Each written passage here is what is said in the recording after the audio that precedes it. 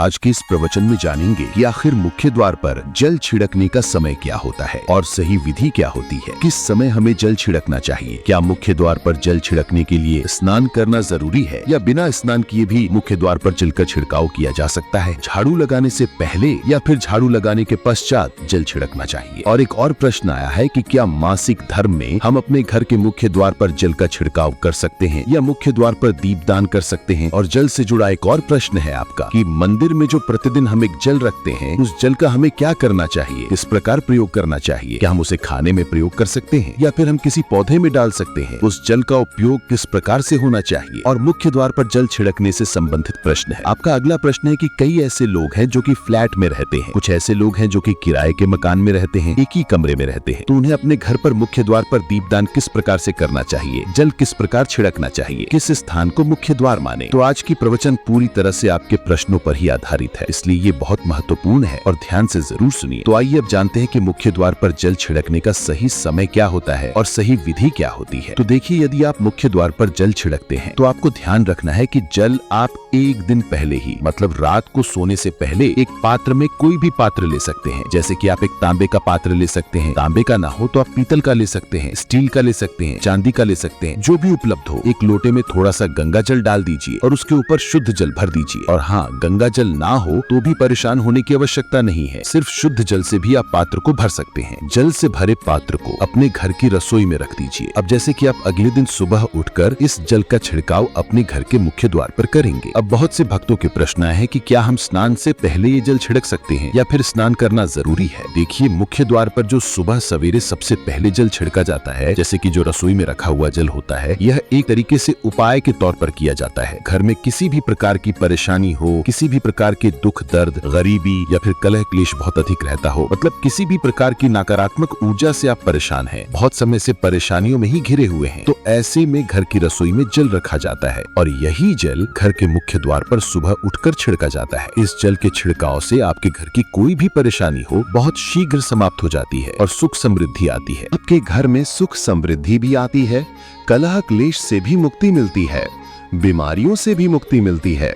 मतलब देखिए, किसी भी प्रकार की मानसिक परेशानी हो, शारीरिक परेशानी हो, आर्थिक तंगी हो या आपके घर में कोई वास्तु दोष हो, किसी भी प्रकार का ग्रह दोष हो, जैसे कि कई बार ऐसा होता है कि कई लोगों के ऊपर कई प्रकार के बुरे ग्रह दोषों का प्रभाव होता है, जिसकी वजह से घर में परेशानियां सदैव बनी रहती हैं, तो ग्रह दोषों के प्रभाव से भी आपको मुक्ति मिलती है। दोष और पितृदोष भी समाप्त होता है। इसके साथ ही जैसे कि बहुत से लोगों के प्रश्न होते हैं कि उनके ऊपर किसी ने कुछ कर करा दिया है, उनके परिवार में पहले कोई परेशानी नहीं थी, किंतु अभी कुछ समय से परेशानियां लगातार आती जा रही हैं और कोई रास्ता नहीं मिल रहा है परेशानी से निकलने का। तो किसी के भी किए कराए तंत्र मंत्र का प्रभाव हो, किसी की बुरी नजर का प्रभाव हो, तो भी आपके इस उपाय से, मतलब इस एक लोटे जल से, आपकी परेशानी स्वतः ही कुछ दिनों में नष्ट हो जाती है। ये घर की सभी परेशानियों से मुक्ति पाने का रामबाण और सबसे सरल उपाय है, जो हमारे शास्त्रों में वर्णित है। तो आप अपने घर की रसोई में एक लोटा जल रखें, रात में भरकर और प्रातःकाल जल्दी उठकर उसी जल से अपने घर के मुख्य द्वार पर छिड़काव कीजिए। अब जैसे कि बहुत से लोगों के प्रश्न आते हैं कि ये जल हमें किस समय छिड़कना चाहिए, तो देखिए, सूर्य उदय होने से पहले इस जल का छिड़काव आपके घर के मुख्य द्वार पर हो जाना चाहिए। आप चाहें इसके पश्चात शुद्ध जल से मुख्य द्वार को धोएं तो पश्चात में भी धो सकते हैं, कोई समस्या नहीं है, किंतु इस जल का छिड़काव सूर्य उदय से पहले होना चाहिए। और अब जैसे आपका अगला प्रश्न है कि क्या हमें स्नान करके इस जल का छिड़काव अपने घर के मुख्य द्वार पर करना चाहिए या फिर बिना स्नान किए भी कर सकते हैं। ये जो हम जल छिड़कते हैं, मतलब ये एक उपाय होता है, तो इसे हम स्नान करने के पश्चात नहीं करते हैं। सुबह जल्दी उठते हैं और उठकर सबसे पहले घर की रसोई में जाएंगे, उसके पश्चात उस जल को लेकर आप घर के मुख्य द्वार पर जाएंगे। मुख्य द्वार खोलकर, मतलब मेन गेट खोल दीजिए और उसके पश्चात मुख्य द्वार पर इसी जल का छींटा दीजिए। छिड़काव करते समय अपने पितरों का ध्यान कीजिए, माँ का ध्यान कीजिए, क्योंकि कहा जाता है कि सुबह सुबह माँ लक्ष्मी प्रत्येक द्वार पर आती हैं। जिनके भी द्वार खुले होते हैं, जिनके घर में जल का छिड़काव हुआ रहता है, उनके घर में वो प्रवेश कर जाती है। तो माँ लक्ष्मी का ध्यान कीजिए और प्रार्थना कीजिए कि हे माँ लक्ष्मी, मेरे घर में प्रवेश करें, मैं आपका स्वागत करने के लिए तैयार हूँ। और इसके पश्चात अपने पितरों का ध्यान कीजिए, क्योंकि हमारे घर की जो दहलीज होती है वहीं पर पितरों का वास माना जाता है। जब आप दहलीज पर जल के छींटे देते हैं तो आपके पितर बहुत प्रसन्न हो जाते हैं और आशीर्वाद प्रदान करते हैं। तो सुबह जो आप जल छिड़कते हैं उसके लिए स्नान करने की आवश्यकता नहीं है, बिना स्नान किए भी कर सकते हैं। और अब आपका अगला प्रश्न है कि क्या हमें झाड़ू लगाने के पश्चात जल का छिड़काव करना चाहिए या फिर झाड़ू लगाने से पहले भी जल का छिड़काव कर सकते हैं। देखिए, जैसे मैंने आपको पहले ही बताया, सोकर उठने के पश्चात सबसे पहला कार्य जो आपको करना है वो जल का छिड़काव ही करना है। उसके पश्चात आप झाड़ू लगा सकते हैं, किंतु एक चीज का ध्यान रखिए, जब हम सोकर उठते हैं तो सबसे पहले बिस्तर पर बैठे हुए ही अपने दोनों हथेलियों को जोड़ते हैं। दोनों हथेलियों को सामने से जोड़कर पूरी हथेली को देखा जाता है। उसमें मां लक्ष्मी का ध्यान किया जाता है। उसके साथ ही पंच देवताओं का ध्यान किया जाता है। देवता कौन कौन से होते हैं? माँ दुर्गा, भगवान शिव, भगवान श्री हरि विष्णु, गणपति गजानन और भगवान सूर्य देवता। पंच देवताओं का ध्यान हम अपने हाथों में ही करते हैं। अपने इष्ट देवता का और पंच देवताओं का ध्यान अपनी हथेलियों में कर लीजिए। उसके पश्चात दोनों हाथ जोड़कर सभी देवी देवताओं को प्रणाम किया जाता है और उसके पश्चात अपने हाथ से पृथ्वी का स्पर्श करते हैं। धरती को छूकर प्रणाम करते हैं 2 बार या 3 बार और उसके पश्चात अपना दाहिना पांव पृथ्वी पर रखते हैं, धरती पर रखते हैं। उसके पश्चात ही बाकी के जो सभी कार्य होंगे वो किए जाएंगे। जल का छिड़काव आप उसके पश्चात ही करेंगे। सुबह उठने के बाद यही क्रम है। सुबह उठने के पश्चात सबसे पहले हथेलियों के दर्शन, फिर धरती को प्रणाम कीजिए, फिर धरती पर पैर रखिए और उसके पश्चात रसोई में जाकर आपको जल लेना है। घर का मुख्य द्वार खोलकर मुख्य द्वार पर जल का छिड़काव करना है। माँ लक्ष्मी और पितरों का ध्यान करना है। इसके पश्चात आप अपने घर में आ जाएंगे और फिर जो भी आपके रूटीन वर्क होते हैं, जैसे झाड़ू लगाना, स्नान करना, पूजा करना, वो सब करेंगे। और अब जैसे कि कई लोगों के प्रश्न आते हैं कि जब हम जल का छिड़काव करते हैं क्या हम उसी समय मुख्य द्वार की सफाई कर सकते हैं? जी हाँ, बिल्कुल कर सकते हैं। पहले आप जो रसोई में रखा हुआ जल है उस जल का छिड़काव कर दीजिए। उसके पश्चात और भी पानी डालकर, मतलब यदि आपके पास और जल उपलब्ध है तो और जल से घर के मुख्य द्वार की अच्छी तरह से झाड़ू या कपड़े से सफाई कर सकते हैं। और कई लोगों के प्रश्न आए हैं कि हम किसी फ्लैट में रहते हैं या फिर किसी ऐसे कमरे में रहते हैं, किराए के कमरे में, कि हमारे पास एक ही कमरा है, तो हम जल का छिड़काव या फिर दीपदान कहाँ पर करें? किसे हम अपना मुख्य द्वार माने? देखिए, इसका उत्तर बहुत सरल है। जो आपका अपना कमरा है या फिर जो फ्लैट है उसका जो मुख्य द्वार है, आप उसी स्थान पर दीपदान करेंगे और वहीं जल का छिड़काव करेंगे। मतलब यदि आपका एक कमरे का मकान है तो आपके कमरे का जो दरवाजा है वहीं पर आपको थोड़ा सा जल छिड़कना है और दीपदान करना है। आपका अगला प्रश्न है कि क्या मासिक धर्म में हम अपने घर के मुख्य द्वार पर जल का छिड़काव कर सकते हैं या दीपदान कर सकते हैं? जल का छिड़काव करने के लिए मासिक धर्म चालू हो या ना हो,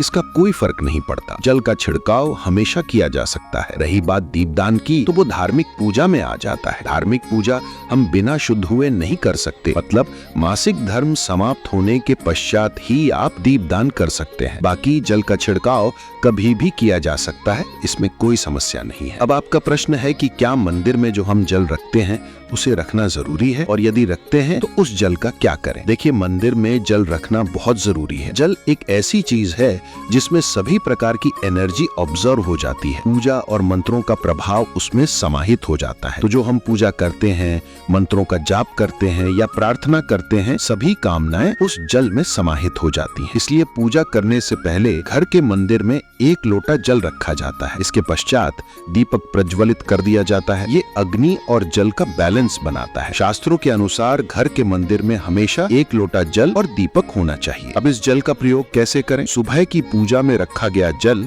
अगले दिन उठाकर इस्तेमाल किया जाता है। घर के सारे कमरों में इसका छिड़काव किया जाता है। इससे घर का शुद्धिकरण होता है और नेगेटिव एनर्जी दूर होती है। यदि घर में कोई बीमार है तो उस व्यक्ति को ये जल पीने के लिए दिया जा सकता है। ये जल बहुत पावरफुल होता है और धीरे धीरे बड़ी बीमारियों में राहत मिलती है। कई बार दवाई का असर नहीं होता, लेकिन इस जल को पीने से दवाइयों का प्रभाव बढ़ जाता है और रोगी जल्दी ठीक होने लगता है। यदि परिवार में अधिक कलह कलेश रहता है तो परिवार के सभी सदस्य इस जल में से थोड़ा थोड़ा पी सकते हैं। धीरे धीरे सकारात्मक विचार उत्पन्न होते हैं और आपस में समन्वय बढ़ता है। मतभेद और कलह कलेश सदैव के लिए समाप्त हो जाते हैं। ये उपाय समस्याओं से मुक्ति का सरल तरीका है। मंदिर में रखा जल व्यापारिक स्थल पर भी उपयोग किया जा सकता है। यदि आपकी दुकान है तो प्रतिदिन इस जल का थोड़ा हिस्सा लेकर दुकान में छिड़काव करें। इससे व्यापार में वृद्धि होती है और किसी प्रकार की बाधा या नेगेटिव प्रभाव नहीं आता। जल में मंत्रों की शक्ति समाहित होती है। यदि किसी की नजर लगी हो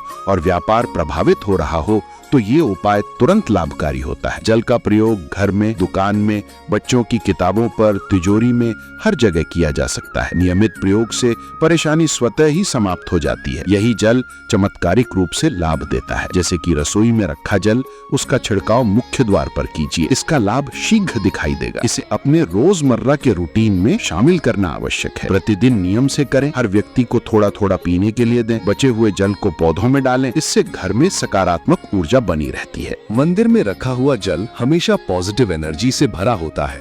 उसका छिड़काव करने से घर में नेगेटिव एनर्जी प्रवेश नहीं करती। नियमित रूप से इसका प्रयोग करने से मानसिक और शारीरिक परेशानियों से मुक्ति मिलती है। ये उपाय सरल, प्रभावी और शास्त्रों में वर्णित है। जैसे यदि कोई व्यक्ति बीमार हो, उसे इस जल से पीने के लिए दें। ये जल इतनी शक्ति रखता है कि लंबी बीमारियों में भी धीरे धीरे राहत मिलने लगती है। कई बार दवाई असर नहीं दिखाती, लेकिन ये जल रोगियों की दवाइयों का प्रभाव बढ़ा देता है। यदि परिवार में कलह कलेश ज्यादा हो तो सभी सदस्य इस जल में से थोड़ा थोड़ा पिएं। इससे सकारात्मक विचार उत्पन्न होते हैं, आपसी समझ बढ़ती है और मतभेद समाप्त हो जाते हैं। ये उपाय घर में शांति, सामंजस्य और सुख समृद्धि लाने वाला है। मंदिर में रखा जल व्यापारिक स्थल पर भी उपयोग किया जा सकता है। प्रतिदिन थोड़ी मात्रा में दुकान या कार्यस्थल पर छिड़काव करें। इससे व्यापार में वृद्धि होती है और किसी प्रकार की बाधा या नेगेटिव प्रभाव नहीं आता। जल मंत्रों से अभिमंत्रित होता है, इसलिए इसका प्रभाव तुरंत दिखाई देता है। यदि मंदिर पर रखा जल अगले दिन उठाते समय